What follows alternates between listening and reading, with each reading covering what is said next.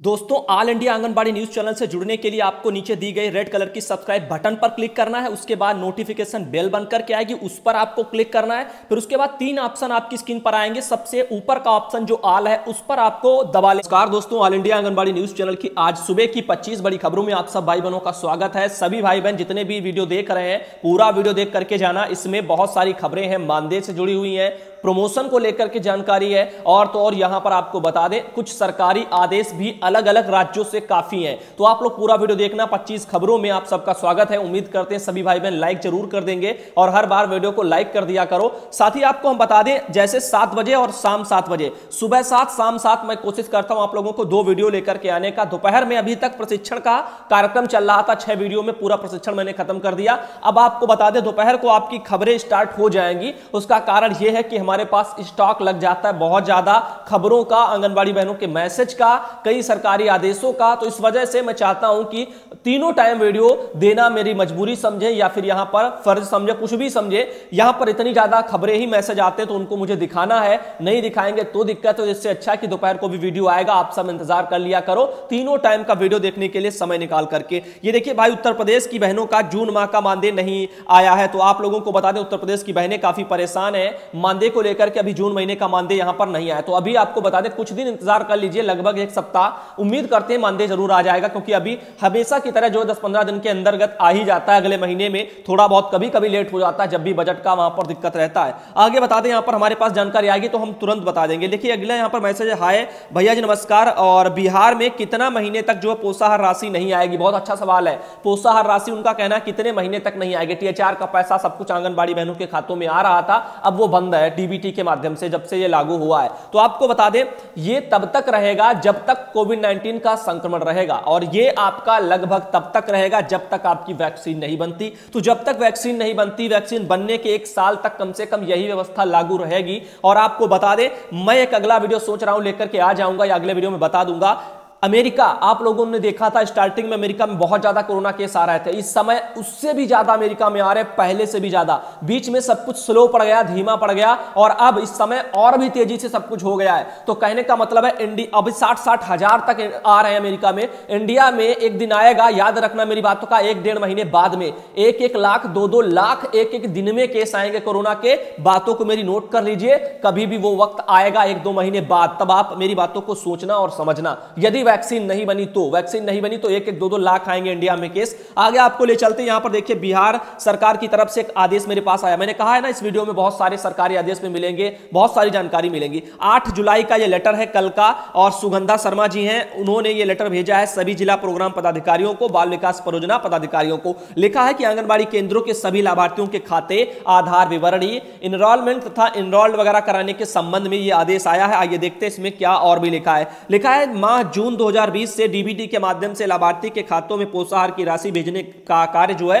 प्रारंभ है। इस हेतु प्रासंगिक पत्र द्वारा माह अप्रैल 2020 से ही आपको निर्देशित किया जा रहा है कि अपने जिला जो है परियोजना में आंगनबाड़ी अंतर्गत सभी लाभार्थी के बैंक खाते, आधार विवरणी या आदि डालकर उनका एनरोलमेंट तथा एनरोल्ड वगैरह लाभार्थी का 100% सत्यापन कर आंगन जो है लाभार्थी ऐप पर अपलोड करना सुनिश्चित करें। और मेरा भी हाथ जोड़ करके विनती है कि इस काम को कर लो बहनों, आपके अच्छे के लिए मैं बोल रहा हूं, क्योंकि यहां पर आगे स्थिति बहुत ही भयानक आने वाली है कोविड-19 यानी संक्रमण को लेकर के। तो अच्छा रहेगा अभी आप लोग सर्वे करके अपना ये काम खत्म कर लोगी, आगे आप चैन से घर में बैठोगी, ना ही आपको बार बार जो है पोषाहार THR उनके घर घर बांटना पड़ेगा, फोटो लेनी होंगी, हस्ताक्षर करवाने होंगे। याद रखना मेरी बातों का, ये बहुत ही अच्छा सुनहरा मौका है आप लोगों के लिए। ऐसे मौके हर राज्य में नहीं मिल रहे हैं। याद रखिए बिहार की बहनों, कुछ तो कम से कम समझ बूझ अपनी दिखाओ। यहां पर लिखा है पुनः निर्देशित किया जाता है कि सभी आंगनबाड़ी केंद्र के सभी लाभार्थी का दिनांक 15/7/2020 तक बैंक खाते, आधार विवरणी आदि डालकर उनका एनरोलमेंट तथा एनरोल वगैरह लाभार्थी का 100% सत्यापन आंगन लाभार्थी जो ऐप है उस पर आप लोगों को करना है। तो आंगनबाड़ी जो आंगन लाभार्थी ऐप बना है बिहार में, उस पर उन लोगों को करना है। ICDS कैश के नाम पर है, वो उत्तर प्रदेश में चल रहा है। ऐसे आप लोग देखिए। आगे लिखा, यदि किसी परियोजना अंतर्गत आंगनबाड़ी केंद्र के एक भी लाभार्थी का एनरोलमेंट अथवा सत्यापन दिनांक 15/7/2020 तक लंबित रहता है तो उस जिले के जिला प्रोग्राम पदाधिकारी, संबंधित परियोजना के बाल विकास परियोजना पदाधिकारी, संबंधित सेक्टर की महिला पर्यवेक्षिका एवं संबंधित जो है आंगनबाड़ी सेविका के के मानदेय में स्थायी रूप से कटौती की जाएगी। इसकी सूचना जो है अभी जो है महिला जो है पर्यवेक्षिका एवं सभी आंगनबाड़ी सेविकाओं को दे दी जाए। तो आप लोग देखिए, मानदेय मिलेगा नहीं, फायदा कुछ नहीं है, पैसा जाएगा हाथ से और मेहनत आपको इधर उधर से तमाम कामों में करवा ही लेंगे। तो अच्छा है, अपना काम साफ सुथरा कर लो, एक बार कर लो और उसके बाद से तमाम चीजों से आपको छुटकारा मिल जाएगा। आगे आप लोगों को बताना चाहेंगे, हमारे पास जो ये आया है और हमारा सबसे बड़ी समस्या, उनका कहना है मानदेय अभी चालू नहीं हुआ है और नई सेविकाओं का लगभग 1 साल जो है 6 माह वगैरह हो गया है। तो ये मेरे पास आया है, यहां पर एक आंगनबाड़ी बहन है, उनकी ये समस्या है, रोहतास वगैरह जिले से है, मोबाइल फोन भी उनका कहना सही से काम नहीं कर रहा है और ऊपर से एक आदेश आया है। तो बहनों, काम ये एक समस्या अलग है, इसके लिए आप सबको मैं बार बार कहता हूं, अपने ब्लॉकों पर इकट्ठा हो और एकता बनाओ और फिर जब गलत हो तो उसका विरोध करो, अन्यथा ऐसे जो है कुछ नहीं हो पाएगा।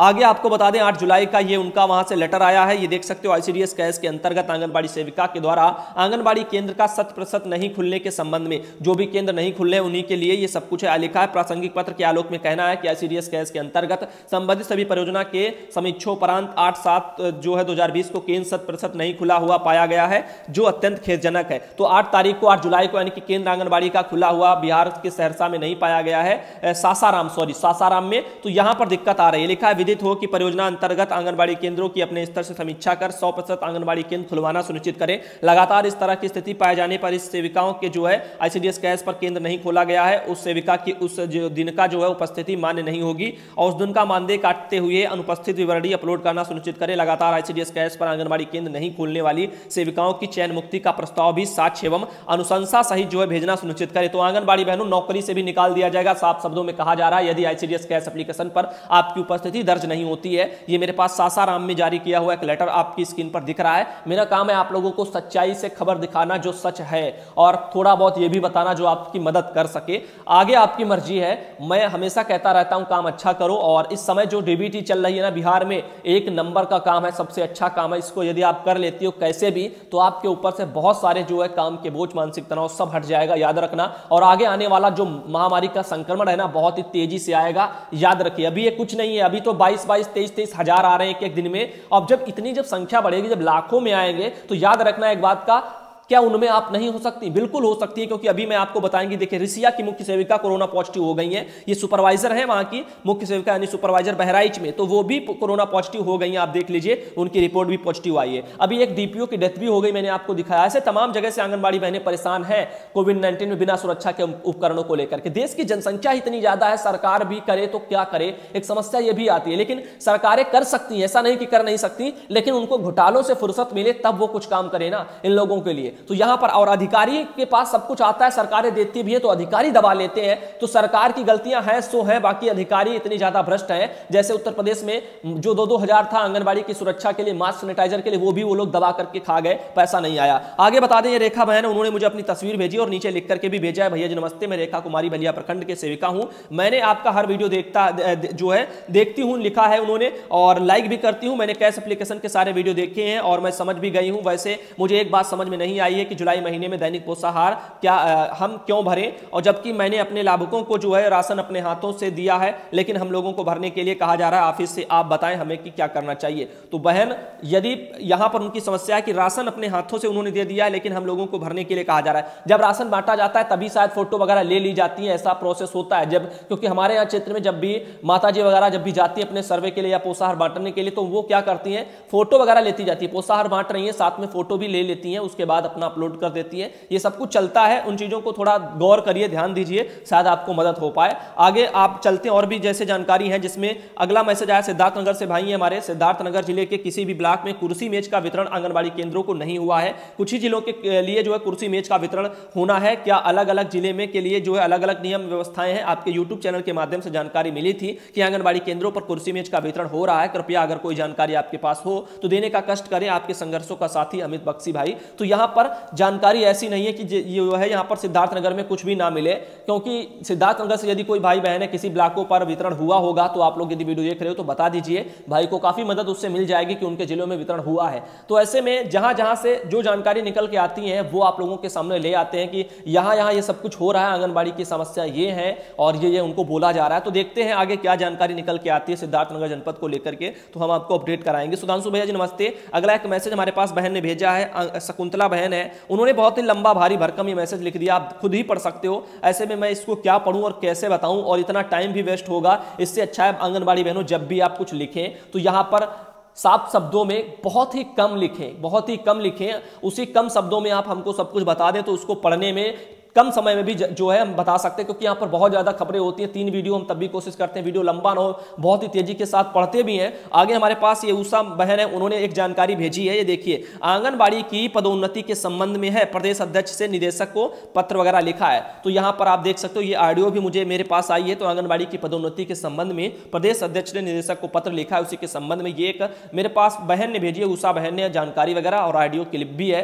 तो आगे चलते हैं, आपको बता दें, ये देखिए राजीव रंजन भाई, उन्होंने भी मुझे लिखा है, सुधांशु भाई नमस्कार, आपके द्वारा मोबाइल प्रशिक्षण अंकों की श्रृंखला चलाया जाना एक सराहनीय कदम है, जो कि सारी सेविकाओं के लिए मददगार साबित होगा। जितनी सरलता से आपने इतने कम समय में भी, वो भी केवल 15 से 20 मिनट के 7 वीडियो के द्वारा कैश के प्रत्येक कार्य की जानकारी को सेविकाओं तक पहुंचाया है। इतनी मेहनत तो आप जो है उनके खुद के विभाग वाले भी घंटों के जो है मोबाइल प्रशिक्षण के दौरान भी नहीं किया करते हैं। जहां तक बता दूं, प्रशिक्षण के लिए आईसीडीएस के अच्छी खासी जो है राशि वगैरह भी खर्च की गई है आईसीडीएस द्वारा, यानी विभाग के द्वारा। तो उसका परिणाम शून्य के बराबर ही रहा है, और प्रशिक्षण के नाम पर केवल खानापूर्ति मात्र हुआ था। और वहीं जो है स्वयं भी जो है मोबाइल पर कार्य करना सुनिश्चित कर दी है, जानकारी खुद जो है अपने आप निकल के सामने आती रहती। तो वही चीजें कहते हैं, किसी भी काम को देख करके बहनों आपको ये अंदर फीलिंग नहीं लानी है कि ये बहुत ही कठिन काम है, ये मुझसे नहीं होगा। आप सब कुछ सोचो कि सरल है, एक बार गलती ही तो होगी, और जब तक इंसान से गलती नहीं होती तब तक वो सीखता नहीं है। तो गलती करो और सीखो, लेकिन एक बार यदि गलती हो जाए तो कोशिश करो कि दोबारा वही गलती ना हो।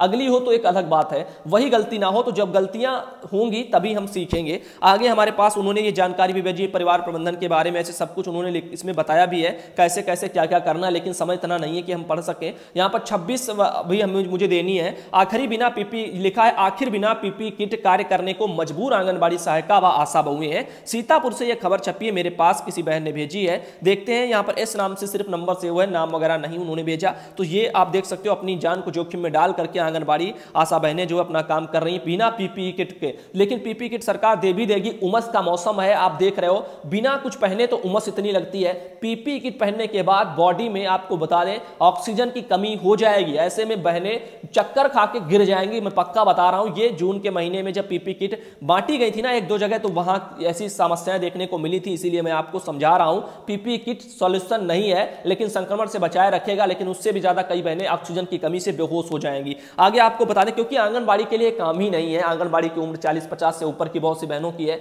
उनको भी इस काम में जो है लगा दिया गया जबरन। राधा कुमारी बहन है, आप देख सकते हो, उन्होंने मुझे ये तस्वीर अपनी भेजी है, उनके साथ में भी बहन है राधा कुमारी, करनाल वगैरह गंज वासा शकुंतला के साथ जो है कोविड-19 का सर्वे बेचारी कर रही है, घर घर जाकर के आप देख सकते हो। तो यहां पर हाथों को साबुन से अच्छी तरह धुलें, इसके लिए उन्होंने बताया, समझाया भी है। अब घर घर जाएंगे, किसी के घर में संक्रमण बढ़ेगा, आगे इतने ज्यादा केस बढ़ने हैं, सब कुछ पहले से ज्यादा खुला हुआ है, छूट मिली है, तो संक्रमण तो जाहिर सी बात है बढ़ेगा, लोग संक्रमित होंगे भी। तो ऐसे में आप सावधान जरूर रहें। अमेरिका का मैंने आज हाल अपडेट देखा है, तो मुझे काफी जो है यहाँ पर दुख हुआ, और ये लग रहा है कि एक बार पीक पर पहुंचा था अमेरिका का 2 महीने पहले, बहुत ज्यादा बढ़ रहे थे, 30-40 हजार केस आ रहे थे, लेकिन अब उससे भी ऊपर पहुंच गए हैं। बीच में सब कुछ धीमे रह गया, थम गया, 10-10, 20-20 हजार पर आ गए, अभी फिर से 60-60 हजार तक पहुंचने लगे एक दिन में। तो अभी सब कुछ ये पता नहीं है कब तक क्या चलेगा, तो आप सब सावधानी बरतें। आगे लिखा है, भैया जी प्रशिक्षण दिया है, उसमें जो है एमपीआर वाला फॉर्म नहीं खुल रहा है, हम कैसे भरेंगे? तो एमपीआर वाला फॉर्म बैन क्यों नहीं खुल रहा है? उसमें जो है शायद कोड वगैरह कुछ पड़ता होगा। लिखा है एमपीआर फॉर्म खोलने के लिए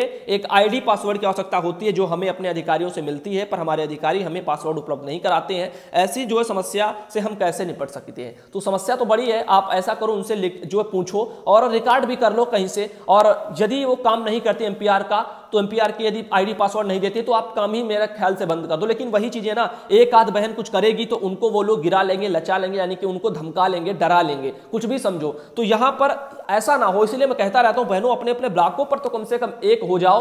और यदि आप सब एक होकर के रहोगे, यदि सुपरवाइजर गलत करती हैं, कोड नहीं देती हैं, कोई भी समस्या होती है, पैसा मांगती है पोषाहार का, फीडिंग का, ऑडिट का, एमपीआर का, तो आप लोग इसका विरोध कर सकते हो। बिल्कुल काम पूरी की पूरी बहनों ही ठप कर देना, 100-100, 200 होगी ब्लॉकों पर। जब आपके वहां भ्रष्टाचारी भ्रष्टाचारी हो तब। तो जब भ्रष्टाचारी होगी, काम आप ठप कर दोगे, ऊपर के अधिकारियों में खलबली मचेगी, ऊपर वाले पूछेंगे काम क्यों नहीं हो रहा, आखिर क्यों ये सब कुछ हो रहा, तो जांच के लिए आएंगे, पूछेंगे, सब कुछ करेंगे। सभी बहनों को इकट्ठा तो निकाल नहीं देंगे ना, कोई नहीं निकाल सकता। 100-100, 200, 300 बहनों को ब्लॉकों पर होती है, कोई नहीं निकाल पाएगा। तो ऐसे में कारण भी तो बताओ नोटिस जारी होंगे, कारण बताओ नोटिस में साफ शब्दों में अपनी समस्याओं को लिखिए कि मेरे पास सुपरवाइजर है, ये जो है समस्या बता रही है, और इन समस्याओं को लेकर के अपने वहां जो है अपने जिला अधिकारी को भी कुछ करो। देखिए यूनियन कोई नहीं है, याद रखना मेरी बात का, यूनियन कोई नहीं है, यूनियन आप खुद हो। यूनियन का मतलब है कि आप कोई भी इकट्ठा हो जाए, ताकत बन जाए, यूनियन बन जाए। यूनियन का मतलब यह है। अब यूनियन जब तक साथ में नहीं है, एकता नहीं है, तब तक काहे का यूनियन। तो आप सब अपना खुद को यूनियन समझो अपने अपने ब्लॉकों पर, और अपनी अपनी समस्याओं से खुद लड़ना सीखो।